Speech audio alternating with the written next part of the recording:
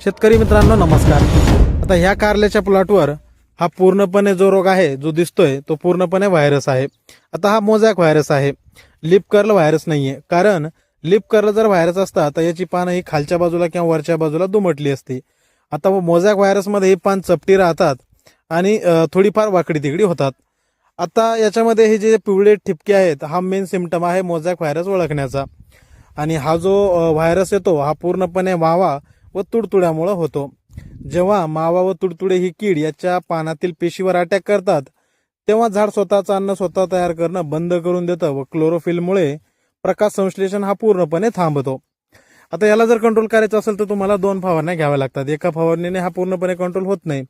आता पहिली फवारणी जर तुम्हाला घ्यायची असेल तर तुम्ही बेस्ट ॲग्रो लाईफचं रॉनफिनचे 40 मिलीनं घ्यायचं आहे प्रति 20 लिटरच्या पंपाला।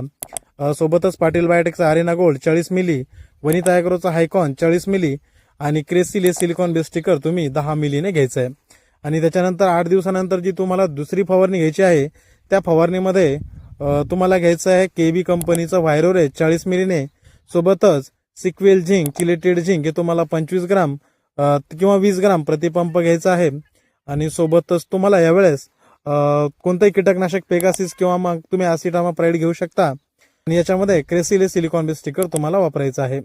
जर तुम्ही अशी फवारणी घेतली तर हा व्हायरस पूर्णपणे थांबून जाऊ शकतो। माहिती आवडली असेल तर आपल्या YouTube चॅनलला लाईक करा, शेअर करा, कमेंट करा आणि सबस्क्राईब करायला विसरू नका। धन्यवाद।